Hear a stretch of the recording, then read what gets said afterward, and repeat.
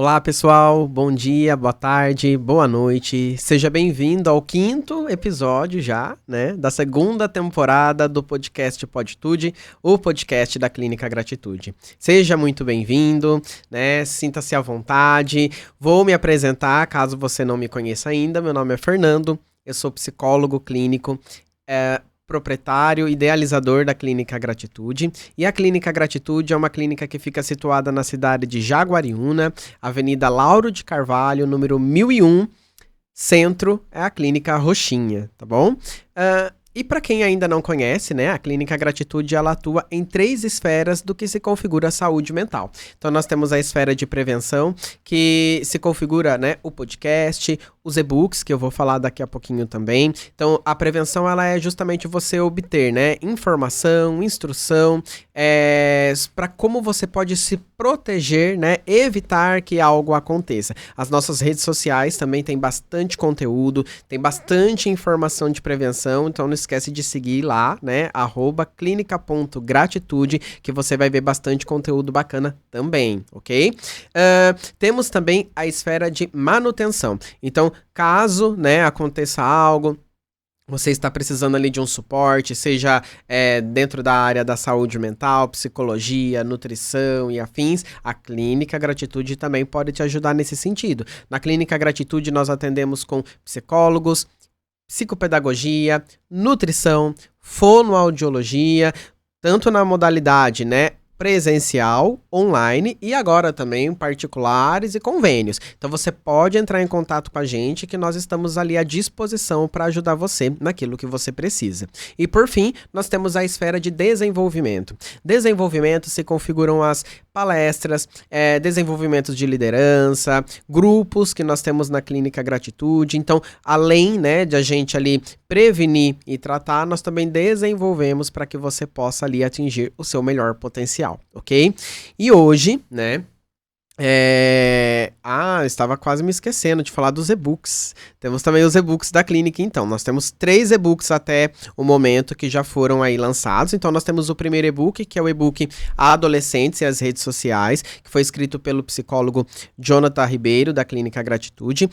Nesse e-book, ele tem ali bastante informação a respeito das redes sociais, como lidar com essas questões junto ao adolescente, né? É um livro muito bacana, bem legal mesmo, e ele está disponível gratuitamente, ok? Então, aqui na legenda do vídeo vai estar disponível e também nas nossas redes sociais você consegue acessar ele por lá. O segundo e-book é o e-book Diabetes para Além do Açúcar. É um e-book que é da nutricionista Fabiane, juntamente com o chefe Jean Martins. Esse e-book, ele é um e-book que ele, né, entra dentro da esfera de prevenção, então ele tem bastante informação sobre como se, né, prevenir, né, a questão da diabetes, quais os tipos de diabetes que a gente tem, né, que a gente conhece ali, e além disso tudo, a gente tem também a parte de receitas. Então o e-book, ele é um e-book tanto de informação ali a respeito do diagnóstico, mas também um livro prático, né, de receitas, e ele tem ainda acesso, é bem interativo, tem algumas receitas que estão gravadas, que estão disponíveis, inclusive aqui no canal, já falei, né, tem uma playlist de receitas saudáveis que foram gravadas no dia do lançamento desse e-book. Então, depois que você sair daqui, você entra lá para conferir, ok?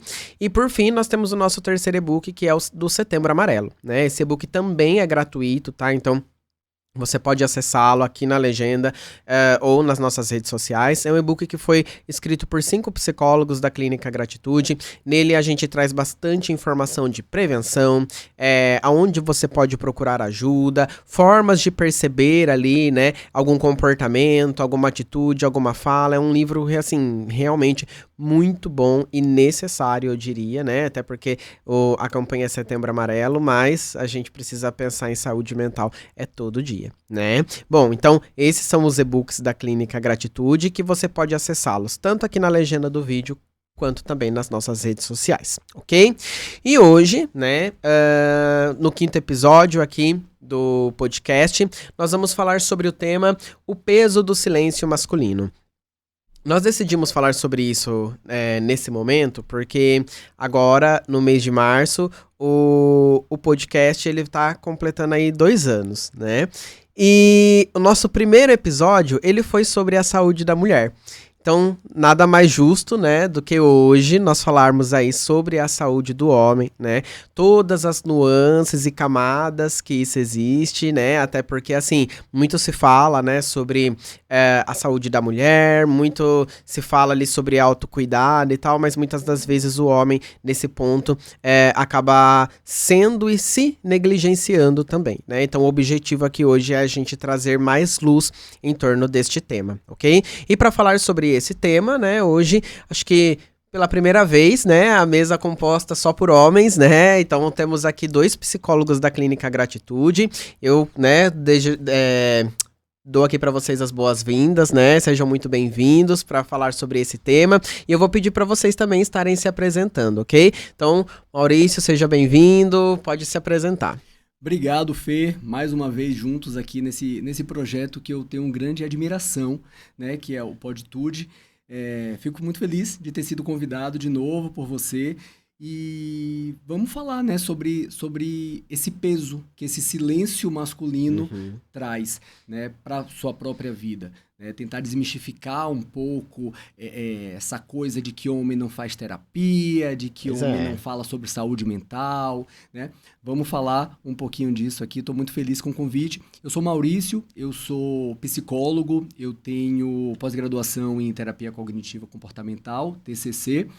Estou trabalhando aqui na Gratitude já faz um ano, desde o ano passado, que eu faço parte do time, e muito feliz de poder dividir minha rotina, dividir meu conhecimento e adquirir conhecimento com vocês também. Muito obrigado, Maurício. Um prazer receber você aqui. E aí, Odail, voltando, né? Eu nem sei mais quanto episódio, o Odail já participou. Seja bem-vindo novamente, Odail. E aí? Para quem não te conhece, se apresente. Vamos lá.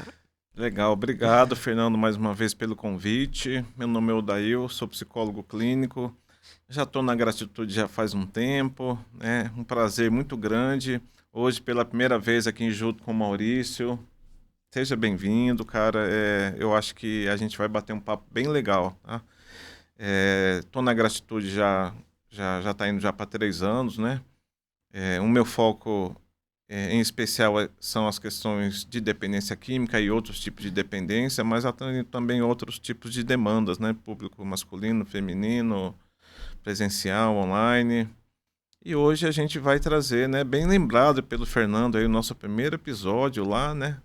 Quando a gente falou sobre a saúde da mulher, né? Então hoje estamos aqui em 3 homens, né, para a gente poder discutir um pouco, né, sobre essa questão do silêncio, né? Por que o homem tem esse retraimento quando a questão é o cuidado da sua saúde.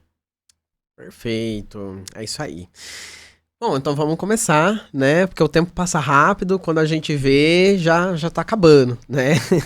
Bom, então a gente escolheu esse tema, né? O peso do silêncio masculino, porque é até interessante, né? Da gente parar aqui para pensar que o podcast, ele está completando 2 anos.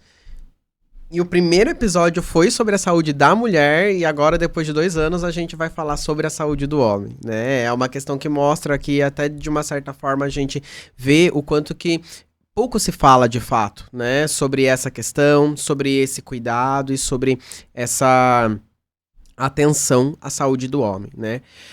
E aí, o que vem enquanto reflexão e questionamento nesse sentido é por que a saúde do homem é tão negligenciada, né, como a gente vê. Em pleno 2026, né, com tanta coisa, com tanta evolução, né, o quanto que a ciência já evoluiu, já seguiu, e a gente ainda vê essa negligência. Acho que aí depois a gente vai conversando, né? Nós vamos compartilhando, mas num primeiro momento eu vou trazer isso muito sob uma perspectiva realmente social e cultural, né? Por quê?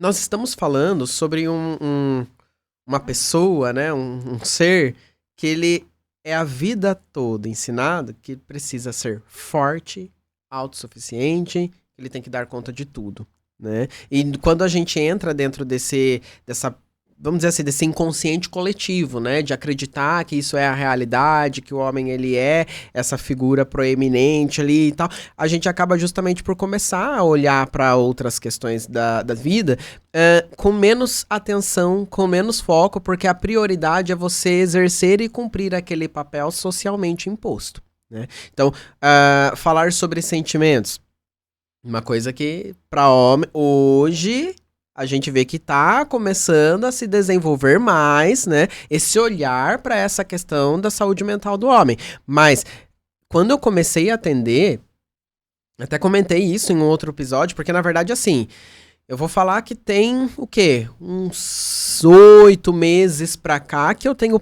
recebido muito mais homens na clínica. Mas quando eu comecei a atender, o meu público ele era 100% mulheres, né? Mulheres e crianças, né?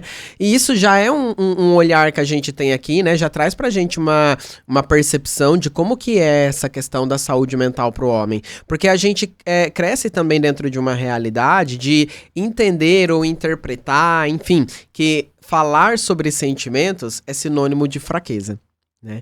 E eu trago muitas das vezes essa analogia que, assim, as pessoas, elas tendem muito a esconder as próprias emoções, né? E elas associam essa questão a você ser forte. Então, por exemplo, quando a gente fala sobre uma situação de perca, vou trazer aqui, eu acabo sempre usando exemplos de luto, mas é porque eu acho que dentro de um processo de luto você lida com muitas emoções, né, e muitas coisas de uma vez. E aí vamos pensar aqui em uma fala que eu ouço muito, e assim, já ouvi isso tanto na questão da minha vida pessoal e também em clínica, né? Ah, mas eu tenho que ser forte, eu não posso chorar. Ai, quando eu tô perto de fulano, não posso chorar, eu tenho que ser forte, eu tenho que aguentar, eu tenho que isso, eu tenho que aquilo. E assim, a gente cresce dentro dessa realidade, dessa visão, né, de achar que ser forte é você não sentir. Ser forte é você reprimir. E vamos pensar aqui, né, um exemplo que eu dou daí, né, é o exemplo do dentista. Que assim, eu sempre pergunto para os meus pacientes, né? O que você acha? Quem você acha que é mais forte? Aquele que vai fazer o tratamento com ou sem anestesia, né? A maioria fala que eles acham que o mais forte é aquele que vai sem a anestesia, né? Por quê? Porque ele vai sentir tudo. A anestesia, ela faz isso. A anestesia, ela faz com que você perca a sensibilidade, né? Então, assim, é muito fácil você tirar um dente, você não tá sentindo dor, né? Agora, vai tirar um dente sem anestesia. Aí você sente, aí você sofre. E aí, lidar com a dor é muito mais difícil do que anestesiar.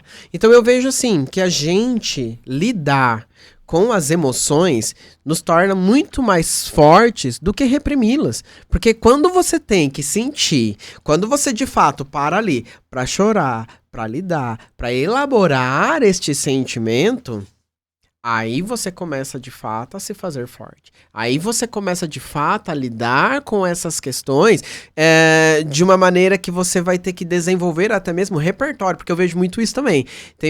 Muitos homens não têm nem repertório, né, de falar sobre as emoções, não consegue se expressar, porque nunca foi trabalhado isso com ele, nunca foi ensinado isso pra ele, né? E aí, dentro do processo terapêutico, que eu trabalho muito, inclusive com os pacientes hoje que eu atendo, né, homens, fala sobre essa questão da gente ressignificar o conceito de força, né? Ou seja, dar um novo significado para o conceito de força. Que ser forte não é reprimir, ser forte não é evitar, mas ser forte de fato é você sentir, é você respeitar, né? Quem que gosta de chorar? Por quê? Porque não é fácil, né? Exige ali você ter maturidade, força, né?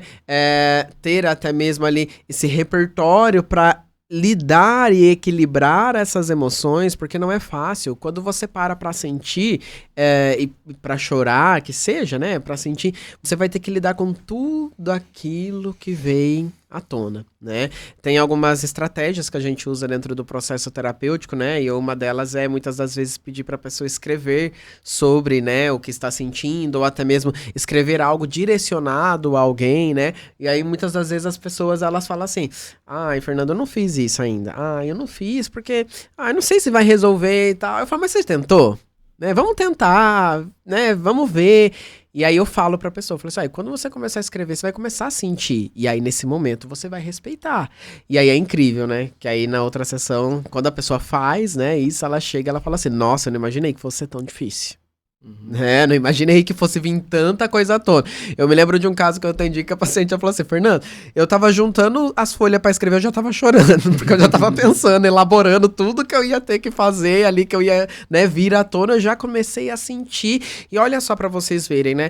Isso é ser forte, porque você está enfrentando a situação, né? E quando a gente fala sobre essas questões, o homem, ele não fala sobre as emoções. Ele não fala, mas o corpo fala.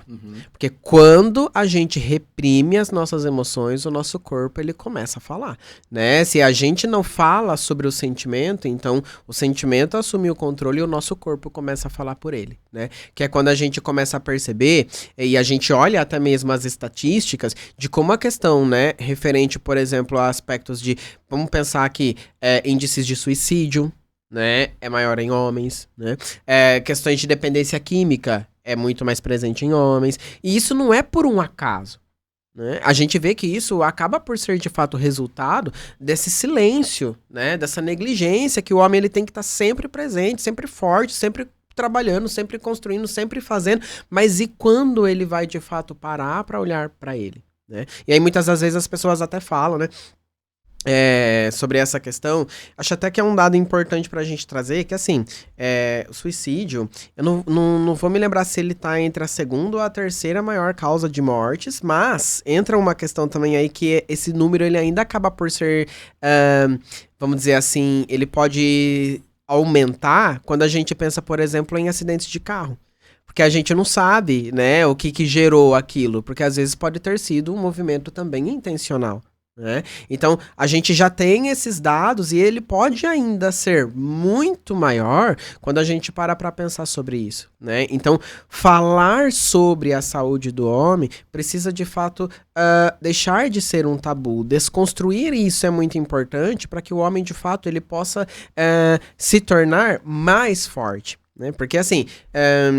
a gente sabe, né, que por conta de todas essas questões culturais e afins, existe esse peso, né, essas responsabilidades, né, vamos colocar assim, que são colocadas em torno da figura masculina, de que ele tem que fazer isso, fazer aquilo e tal. Então, assim, o homem, ele tem que ser forte, ele tá tendo que lidar com tudo aquilo, ele entende todas essas responsabilidades, mas poder olhar também para si, né, e respeitar este processo emocional também se faz muito importante, né? A gente começar a ter essa desconstrução do que é uma masculinidade forte é muito importante para que a gente possa justamente, né, abrir mais espaço para se falar sobre saúde mental com o homem, né? A gente fala muito sobre essa masculinidade frágil e a masculinidade forte. E assim, é incrível como é um pêndulo muito, assim, né? Muito discrepante, né? Porque ao mesmo tempo que o homem é tão forte para fazer certas coisas, é tão difícil para ele falar sobre outras coisas, né? Como, por exemplo, o que não deixa de ser ainda assim um tabu, né? Muitas das vezes, o Novembro Azul, né? Ah, não, eu não vou fazer esse exame, não. Eu não vou... Então, assim, é tão forte para aguentar tanta coisa, mas é tão frágil para cuidar da própria saúde, né? Então, a gente começar a desconstruir, olhar para a saúde sob outras perspectivas, né? O que realmente faz você ser forte é muito mais do que você trabalhar apenas, né, do que você trazer o sustento, tudo isso é importante, mas não é a única coisa que vai tornar esse homem forte, né? Então, o objetivo aqui hoje é justamente a gente começar ali a desconstruir, né, esse fator do que realmente é ser forte, né, ser um homem forte, né? Bom, e pensando nisso, né, existem várias formas, né, da gente conseguir ali vamos dizer assim, favorecer esse aspecto de fortalecimento, trazer luz a esse processo da saúde do homem em si, né? Porque aqui a gente vai abordar sobre diversas áreas, né? Tanto da saúde mental quanto da saúde física, mas a gente vê aqui que, assim, quando a gente está inserido dentro de um contexto social, a gente tem outras pessoas ali que estão convivendo com a gente, né? Que estão presentes ali, e isso também, esse apoio, esse olhar, essa escuta, essa conversa, as relações, elas também acabam sendo impactadas a depender da forma como a gente vive e lida com essas questões, né? E aí eu gostaria que o Maurício falasse um pouco sobre isso, né? Sobre esses impactos, sobre aspectos da saúde mental do homem, porque por mais que a gente saiba, né, que enquanto seres humanos nós sempre vamos ter essas questões na nossa vida, né? Como eu disse, muitas vezes o homem acaba negligenciando, né? E focando em produtividade e outras questões. Então gostaria que você falasse um pouquinho disso pra gente, Maurício, pode ser? Claro. E aí as relações elas tendem a ficar um pouco mais abaladas. Exatamente. Né, Fê? Quando a gente pensa nesse cara que não fala das emoções, que guarda para si seus sentimentos, né, que usa o silêncio como sua principal característica, isso não afeta só a ele. Né? Isso reverbera nas relações, né? Relações sejam afetivas, familiares, profissionais. Né? Isso acaba impactando nas relações de uma forma geral.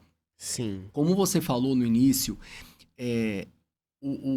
a cultura da masculinidade tradicional, ela fala isso, né? Que o homem tem que ser forte, que o homem tem que ser autossuficiente, que o homem ele tem que ser emocionalmente contido, né? Menino, para de chorar, porque o homem não chora, né? Aí vê o menino chorando e fala, menino, você é um homem ou você é um rato? Né?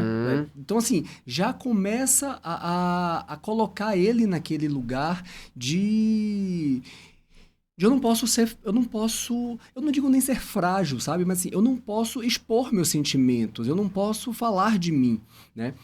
Das minhas emoções. Então, isso acaba realmente afetando as relações, né? As pessoas, elas começam a ficar sobrecarregadas emocionalmente, né? Porque eu não falo, né? Como você falou, chega lá na frente, o corpo começa a falar por ela, né? E eu vou acumulando, guardando, né, aquilo dentro de mim, chega uma hora que entra naquele colapso, né? Uma relação acaba, um episódio de falar de uma forma não legal com os filhos. Mais agressiva. Então, porque ela realmente não consegue expressar suas emoções e aí vai deixando guardar e vai acumulando, né? Sim.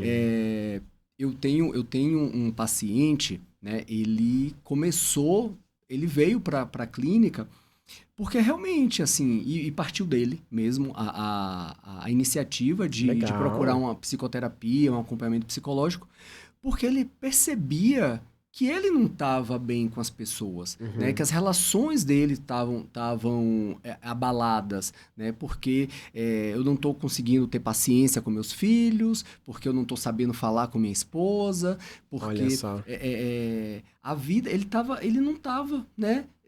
Ele sempre foi criado com aquele estigma da masculinidade forte, autossuficiente, e isso fez com que ele crescesse com aquilo e começou realmente a afetar as relações. Então, foi para a clínica, né, e percebeu ao longo do tempo o quanto que aquilo ali estava fazendo bem para ele, não só para ele, mas para as relações que ele vivia. Né? Sim. Então, isso realmente é importante, né? A gente buscar a rede de apoios, né? Falar dos nossos sentimentos, falar das nossas emoções, né? Quebrar essa barreira de que homem não faz terapia, né? E aqui eu tô falando um recorte assim, do homem heterossexual, né? Que tem todo esse estigma em cima disso. Então, homem não faz terapia, não é aqui que eu devo estar, eu tenho que lidar sozinho com meus problemas, né? não é por aí, né? Isso tudo é uma grande bobagem, né? A gente sabe que quando você fala com alguém, você conversa, as coisas, né, ficam mais elaboradas dentro da sua cabeça. Exatamente. E acaba sendo tudo muito mais fácil, né? Ô, Maurício, isso que você tá falando vai muito de encontro, de fato, porque assim, apesar de hoje eu atender muito mais homens do que eu atendia quando eu iniciei, né, a minha carreira, eu me lembro que eu ouvi muito já, e ainda ouço, na verdade, quando eu atendo mulheres, que elas falam assim, elas trazem justamente essa questão, que é sobre a dificuldade que o marido tem de lidar com os filhos, a questão de que ela não consegue ter uma conversa civilizada com ele, e ela sempre falou assim, nossa, como eu queria que ele fizesse terapia. Nossa, se ele fizesse terapia, as coisas seriam tão diferentes, né? Porque assim, acho que entra um ponto aí também, né? Parece que a gente tá puxando sardinha, mas é a realidade, né? Depois que você entra na terapia, você percebe tanta coisa que você fazia e você fala assim, gente, como que eu era, né? Como que eu fazia isso? Como que eu tinha coragem de falar ou agir dessa maneira? Porque você começa, de fato, a viver a melhor versão de si mesmo, né? E a partir do momento que você começa a ter essa percepção, essa clareza, as relações, elas mudam. A gente fala, né, que uma pessoa que realmente entra de cabeça no processo terapêutico, ela começa de fato ali a fazer esse processo de autoanálise, ela não muda só ela muda o contexto em que ela vive também. Exato, né? exatamente. E aí entra muito essa questão que a gente está falando aqui, que você trouxe, de como que isso afeta dentro das relações dentro de casa. Porque a mulher, ela começa a perceber, porque muitas das vezes a mulher, ela chega até mesmo assim num processo de até certo ponto de aceitação de que, mas ele é assim mesmo. Mas ele é homem. E aí a gente, porque vem também com essa cultura, né, de que o homem, ele tem este papel, e quando a gente começa dentro do processo terapêutico a trazer esse olhar, a própria mulher, ela fala, nossa, meu marido precisa de terapia, né? E aí vem aquela coisa, né, às vezes eu até pergunto, né, falo assim, você acha que ele faria? Imagina, ele não vem, Fernando, não vem, né? Então, assim, isso já é, de fato, um reflexo disso que a gente tá falando aqui. Sim, total, né? total. Cuidar de si é cuidar das relações que importam pra você. Exatamente. Né? Então, quando essa masculinidade que se abre, ela fortalece as relações, Sim. ela não enfraquece. Né?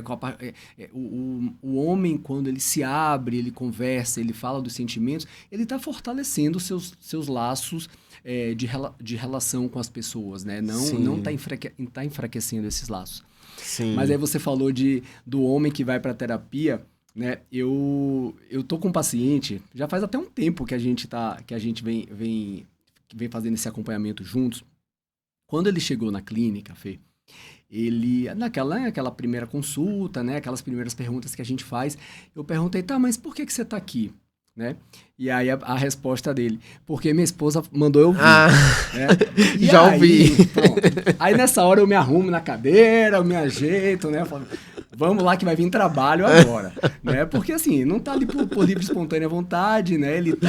Ele tá... Nem sei se ele acredita tanto naquilo. Pois é, né? sim. E o que já é, de certa forma, no primeiro momento, já é um dificultador aqui para o terapeuta, né? Porque a gente quer estar diante de uma pessoa que está ali por vontade própria. Exato, disponível, né? Mesmo pro processo, disposto né? a trabalhar naquele processo, né?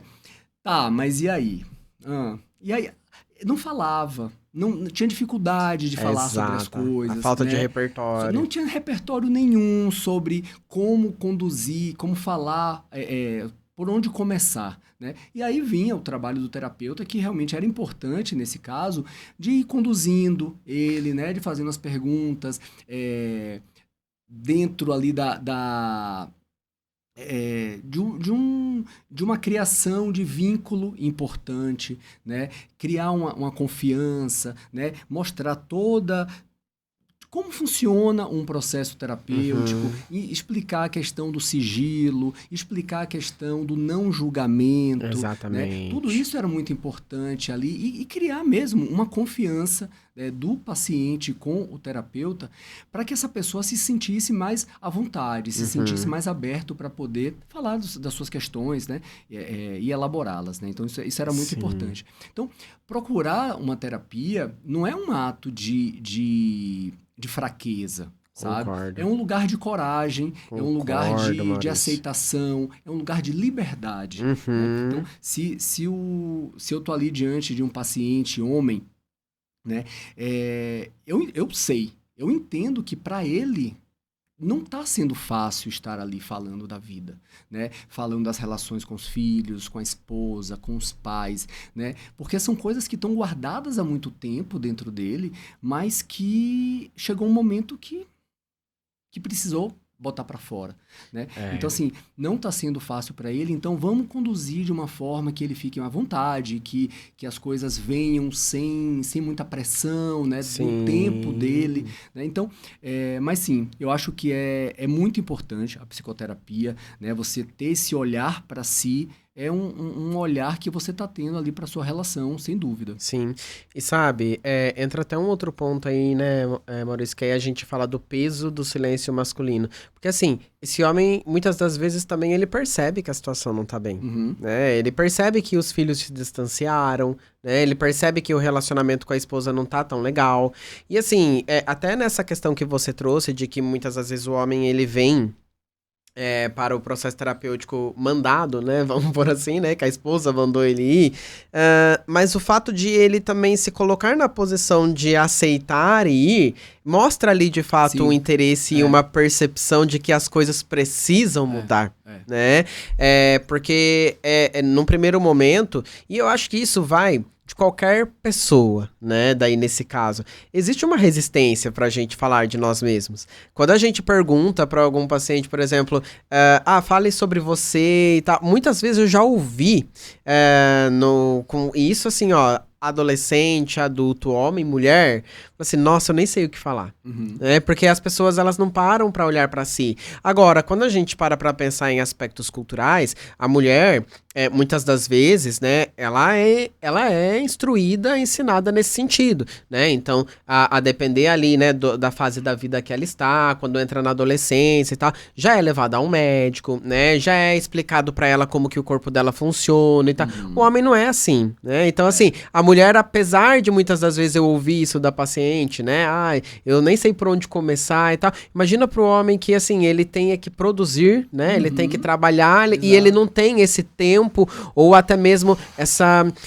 Eu não sei nem se seria essa palavra, mas vamos por aqui, segurança no sentido de se sentir confortável, de olhar pra si e comunicar isso, né? O que ele está sentindo. Se a gente for olhar, né, Fê, assim, exemplos de situações em que espera-se uma postura do homem, espera-se uma postura de mulher diferente, né? A gente vai ficar aqui horas e horas falando, né? Então, assim, passa pela iniciação sexual, pelo poder e a responsabilidade com finanças dentro de casa, né? Com tantas coisas, tantos atributos, né? Que a cultura da gente, a sociedade da gente espera que o homem tenha uma postura que acaba levando ele para esse lugar mesmo. Né? Sim. Mas que isso, a gente precisa desmistificar isso e entender que isso não faz dele uma pessoa, não faz dele menos homem. Exato. Porque ele está buscando ele está colocando para fora suas emoções, seus sentimentos. Né? Isso não faz dele menos homem, faz dele mais humano. Exato. Não é que a gente confunde frágil com fraco. Né? Não é porque é um cara frágil, um cara que fala das emoções, que é um cara fraco. Exatamente. Né? Ele ainda pode continuar tendo a força que ele tem, né? Dando conta das coisas que ele faz, que ele tem que dar conta, sendo um cara emotivo, um cara que sabe falar das emoções, que sabe respeitar a mulher, né? Que sabe se colocar nesse lugar de igualdade com as mulheres. Né? Então, eu acho que a mensagem ela é muito simples, sabe? Quando a gente coloca para fora quem a gente é, a forma como a gente pensa, as dores que a gente sente, eu acho que a gente vive melhor. Né? A gente cuida das nossas relações, a gente cuida da gente, a gente cuida da nossa saúde mental. E eu acho que é muito por aí mesmo, sabe? Desmistificar. Exatamente. É justamente a gente promover um espaço, né, seguro, né, para que essa questão da saúde mental, não só mental, mas que a saúde do homem, ela possa justamente ser trazida, comunicada e elaborada, né? E pensando nisso, a gente fala daí sobre aspectos até mesmo de prevenção, né? Igual aqui a gente falou sobre essa questão da mulher, né? Então a mulher, quando ela chega ali, por exemplo, na puberdade, adolescência e tal, já é instruído, já é ensinado, já vai no médico, então você vai aprender isso e tal. E o homem, muitas das vezes, ele não tem instrução nenhuma, né? Você só vai vivendo, desenvolvendo e crescendo e vai se virando, né? E sobre a importância até mesmo, porque aí entra novamente dentro de uma questão de um silêncio referente a essa questão masculino, né, do homem.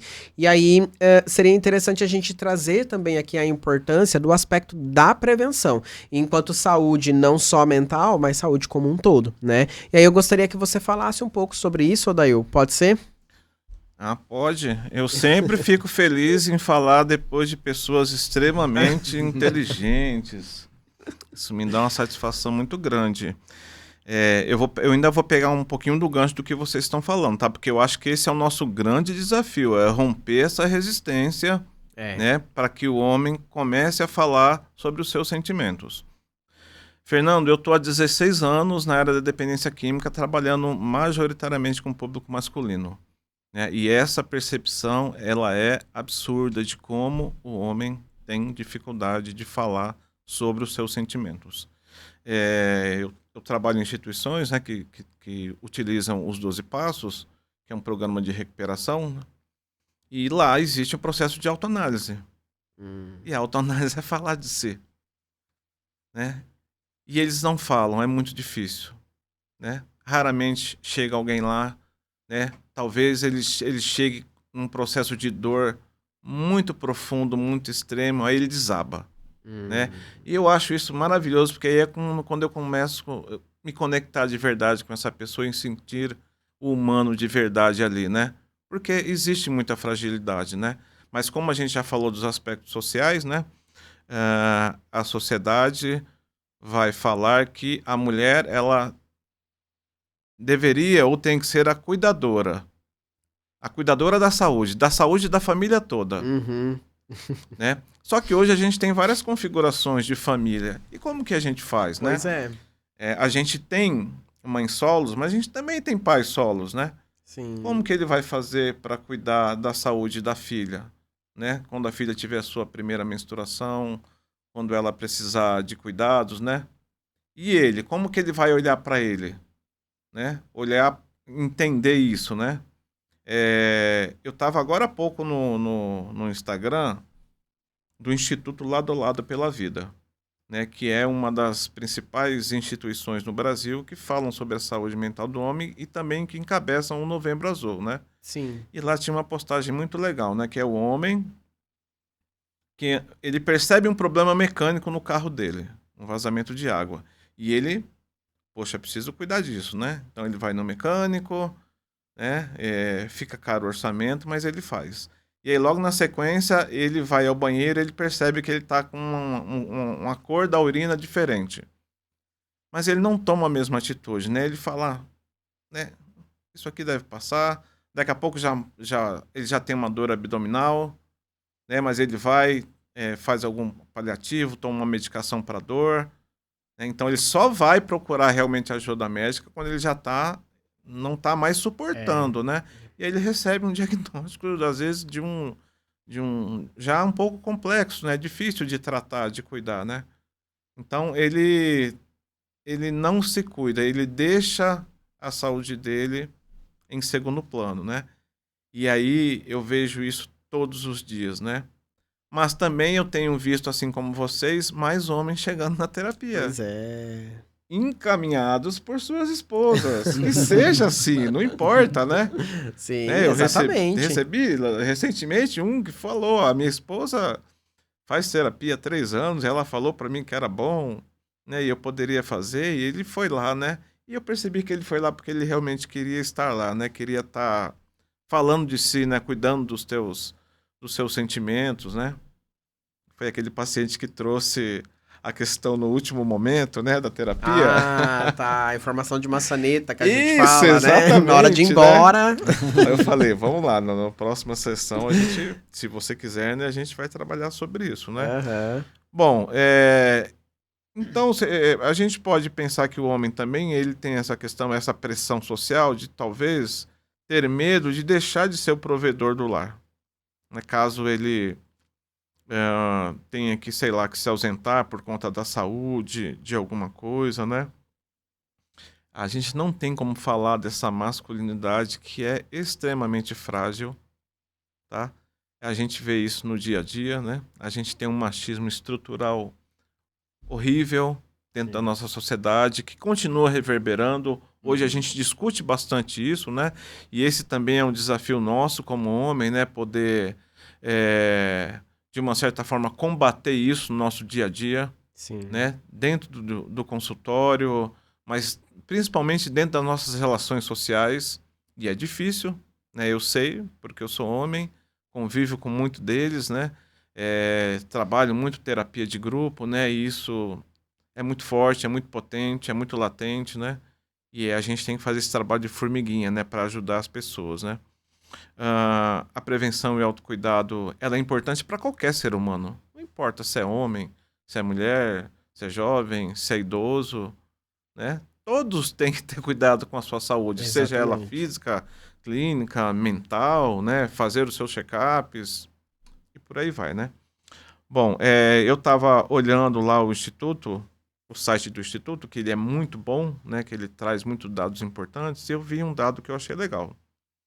Eles fizeram uma pesquisa e descobriram que 45% dos homens acima de 50 anos atendidos pelo SUS nunca fizeram o exame de toque, né? Para detecção do câncer de próstata. Hoje a gente tem o exame do PSA, que é um exame de sangue, Uhum. tá? Porém, o PSA ele só dá um indicador, né? Se houver qualquer alteração mínima que seja, já é recomendado já o exame de toque, né? E aí entra justamente nessa questão, né? O homem não quer se sujeitar a fazer algo que, né, o sexo frágil da mulher faz desde jovem, né? Indo ao ginecologista, né? Se expondo, né? E o Uhum. homem tem essa dificuldade, né? De medo, de receio e de julgamento, né? Da sociedade, dos amigos, né? De receio de lidar com isso, de isso mexer com a sua sexualidade, né? Pois é. Então é um grande desafio, né? Então as campanhas, né, de saúde para o homem, elas estão muito voltadas para esse sentido, né? Uhum. Voltando um pouco, quando reprime muito sentimento, não tem como não adoecer. Exato. Não tem como não adoecer, né? Você falou, né? O índice maior de dependência química está no público masculino, Exatamente. né? É uma Porque anestesia, né? exatamente, você deu o exemplo lá da anestesia lá do dentista, né? Então, anestesia a dor, né? Então, o homem anestesia o sentimento, Sim. né? Aquilo que ele não quer sentir de verdade, né? E a substância psicoativa, seja ela o álcool ou a droga, vai fazer isso. Vai fazer com que ele se anestesie. Só que em algum momento essa dor vai se tornar insuportável, Uhum. né? Seja a dor do presente, seja a dor do trauma, seja a dor da relação com a família e por aí vai, né? E aí ele vai adoecer mentalmente, psicologicamente, fisicamente, e é impressionante, né? Eu volto a falar porque eu trabalho nas instituições de tratamento, como esses homens chegam adoecidos em todos os aspectos, né? E é muito interessante, porque com o uso abusivo de substâncias, realmente o corpo fica anestesiado. Sim. E aí, quando ele chega lá e para de usar, Fernando, ele começa a sentir as dores, E né? De aí. vários tipos de problema de saúde que ele negligenciou. Olha lá. E aí ele precisa, e a gente precisa dar algum suporte para ele, né, correr atrás disso, né? E aí entra uma questão complexa também, porque tudo que ele negligenciou até ali, ele quer resolver tudo de uma vez. E aí a gente tem todo um trabalho, né, para fazer, né, de cuidado, de aprender a lidar com o tempo, com a espera, né, com a angústia. O tempo é uma coisa É difícil. que é difícil pra caramba, né? Angustia bastante, né? Então esse é um trabalho que a gente tem que continuar fazendo, né? E a gente também não pode esquecer da gente, né? Eu estou falando de mim, né? De nós, da nossa saúde, né? De fazer os nossos exames, nosso check-up, até para a gente servir como modelo, né? Eu tenho um filho de 16 anos, eu acompanho ele, né? Com relação a um tratamento de saúde que ele faz, entendeu? E sempre conversando, orientando, mas eu confesso que nem sempre é fácil. Exato. Mesmo falar de sexualidade com meu filho, né, que tem 16 anos, que é um adolescente, né, que já faz 17, mês que vem, não é uma coisa muito fácil, eu confesso para você, né, mas é uma coisa necessária, né, que a gente precisa fazer, né, a gente precisa, né, já para que ele já tenha já um modelo diferente, né, para que ele possa reproduzir algo, né, que eu não recebi do meu pai. Não, e eu não culpo meu pai por isso, porque foi isso que meu pai recebeu. Exatamente, né, sim. Dos pais dele e por aí vai, né? Exato. Então, acho que a gente está aqui justamente para inverter, talvez mudar esse papel, né? Transformar isso de alguma maneira, né? Sim. E seguir por esse caminho aí. Sim. É bem por aí mesmo, porque assim, quando a gente fala de situações como essa, eu usei até o termo de inconsciente coletivo, porque assim, é algo que a gente replica e a gente nem percebe.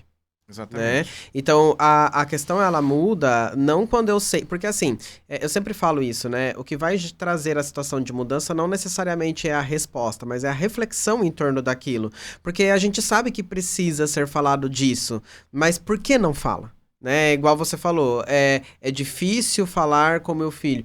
E por que se for falar, por exemplo, uma mãe com uma filha não é? Né? Quais são os fatores que tem por detrás disso que limitam a gente dentro dessa atuação, dentro desse movimento? Né? E aí entra um ponto também que você trouxe, Odail, a respeito da questão da anestesia, né? A gente tem esse olhar para anestesia, um olhar de que é algo positivo. Porque não gera dor, né? Só que assim, eu vou novamente aqui trazer um exemplo de dentista, né? Se você... Não vou nem... Vou, mais ou menos. Porque assim, se você tá com uma dor de dente, você tem medicações hoje que vão aliviar a dor. Sim. Só que a partir do momento que você faz isso, não deixa de ser uma anestesia, você está aliviando dor e não resolvendo o problema. Aquele analgésico, ele não vai matar a cárie, por exemplo, né? E você continua, você entra numa rotina ali de colocar um remedinho pra dor todo dia. Só que vai chegar uma hora que o seu dente ele vai quebrar, ele vai apodrecer, ele vai cair. Você não teve dor, mas você teve uma perca muito significativa, né? Então, esse é um ponto que a gente precisa pensar enquanto aspectos da saúde do homem em si. Porque o homem, diante do que... Até se a gente for pensar em aspectos mesmo culturais, né? Quantas coisas não existem pro homem se anestesiar? Né? A gente vê muita propaganda de N questões aí, né? De anestesias, né? Vamos dizer assim, né? Mas quando a gente fala aqui, nesse sentido, e você falou da anestesia, né? Pegando novamente. A anestesia ela é algo que ela funciona naquele momento. Só que a anestesia ela não é algo fixo, eterno e duradouro. Uma hora o efeito passa. E quando o efeito da anestesia passa, a dor vem muito intensa. E qual que é o desejo? É anestesiar de novo.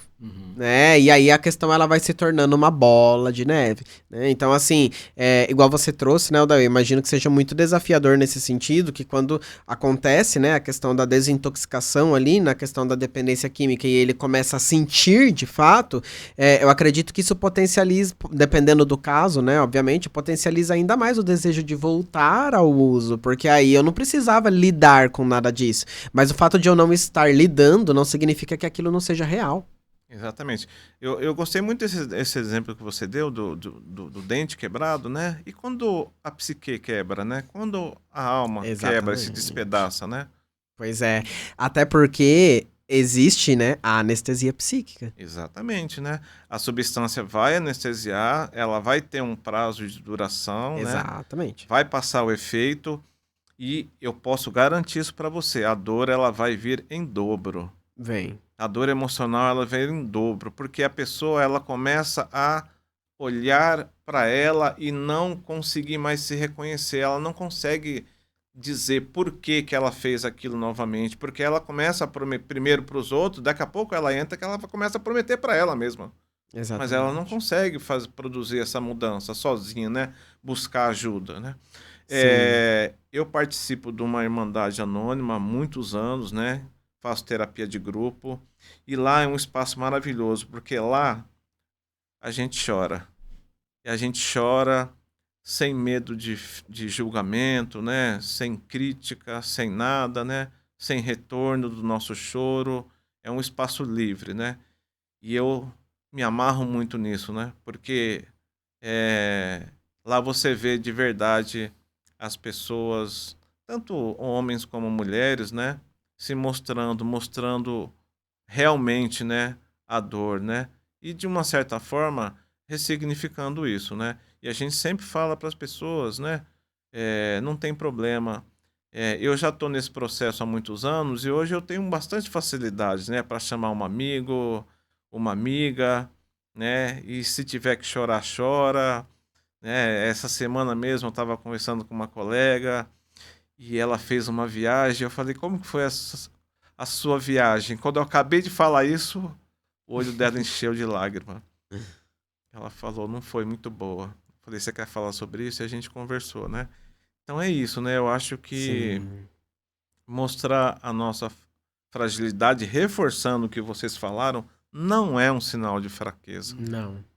Né? E esse, eu volto a falar, esse é o nosso grande desafio, né? Sim. É mostrar para as pessoas que isso é fortaleza. Exatamente. Né? É quando a gente se mostra forte, né?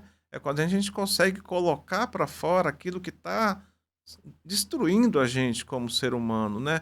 E não só a gente, quem está do nosso lado, porque as pessoas adoecem junto. Sim. Né? E aí o processo vai aumentar, vai ficar mais complexo de resolver lá na frente, né? Uhum. E eu acho que o caminho da terapia é um caminho...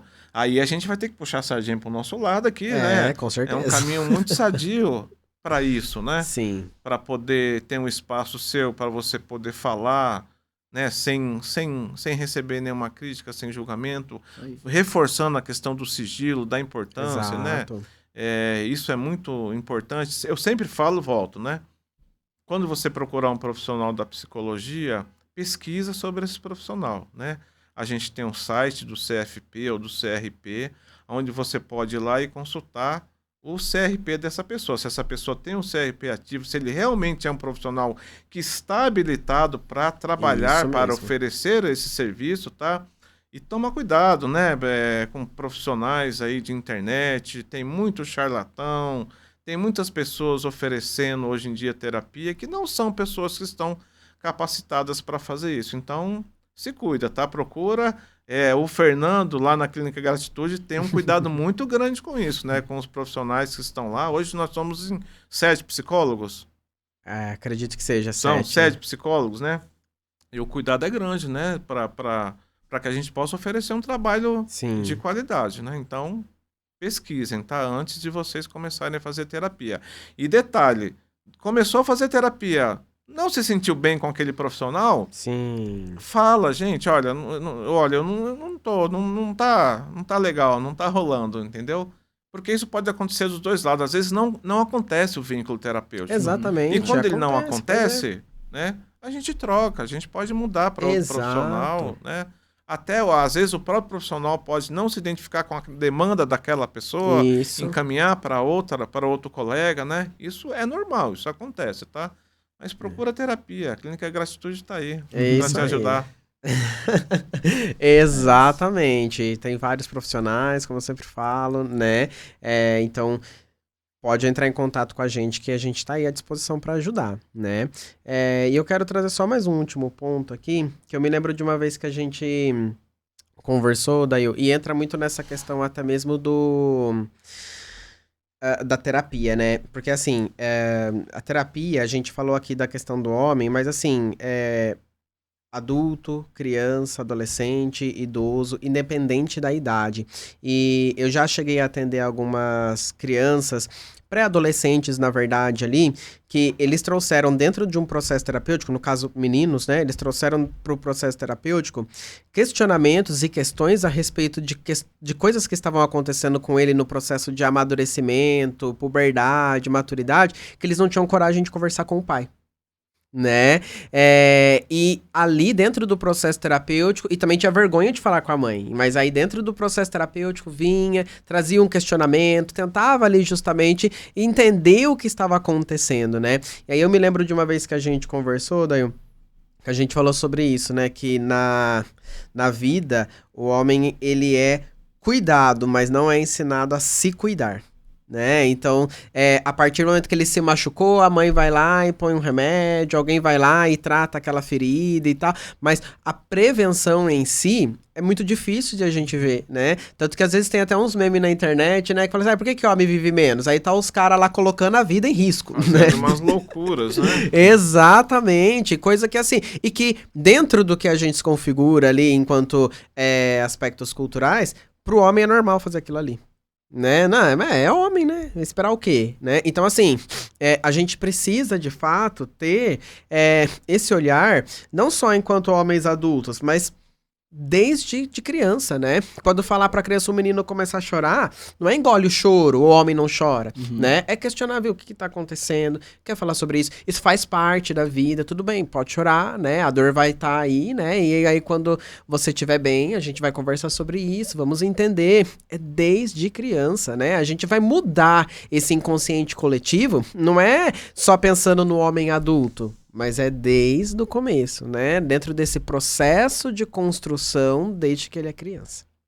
E eu percebo que isso tem mudado também, né, gente? Eu não sei se vocês percebem, mas assim, hoje as mães, elas já têm um pouco mais já tem esse olhar mais apurado para que homem que elas estão querendo colocar no mundo, eu concordo, né? Que homem que elas estão querendo formar para a sociedade, né? Então, a gente vem, né, de gerações em que, como falamos, homem é forte, homem é autossuficiente, homem não chora, tal.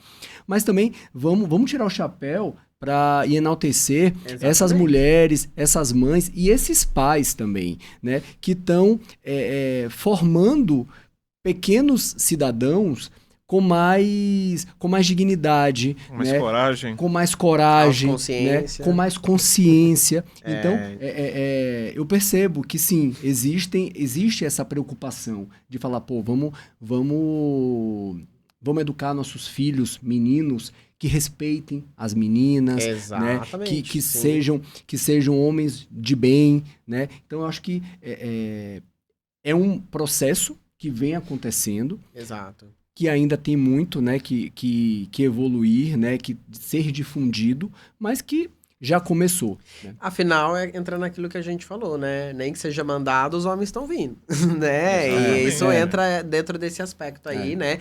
Desse contexto social em qual eles estão inseridos, que tem trazido clareza e luz à necessidade de um olhar para a saúde mental. E entre eles, engraçado, porque assim, eu tenho um paciente que ele comenta muito sobre a terapia dele na roda de amigos. Olha, né? Que legal. Do trabalho. Isso. Eles falam muito, aí já sabe, né?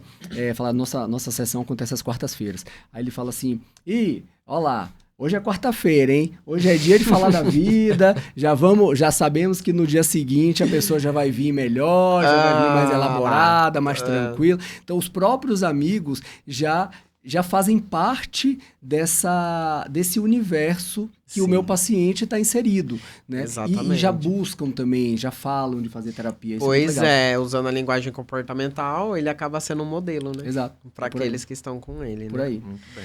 Que legal, né, gente? Olha só, né? Como eu disse no início do episódio, a gente começa quando vê o tempo já passou e já estamos partindo para um fechamento, né? Então, assim, eu sempre falo que realmente esse momento é muito bom, é muito rico, porque a gente aprende bastante e acho que eu dou ainda, né, muita importância também para esse episódio em si, né? A gente poder falar sobre a saúde do homem é um espaço que a gente precisa aumentar, né? Criar mais oportunidades como essa, porque realmente se faz muito necessário, né? Gostaria de agradecer vocês, né, por terem aceitado o convite, pela presença, né? Muito, muito obrigado mesmo. Acho que esse episódio aqui nossa, você tem que compartilhar. Você precisa compartilhar, curte o vídeo, se inscreve aí no canal, envia para esse seu amigo que ainda não faz terapia, né? Vamos iniciar aí, né? Um novo olhar para a questão da saúde do homem, né? Entendendo que essa masculinidade, né, ela se faz forte justamente quando a gente experiencia a vida, né, e não quando a gente anestesia, né?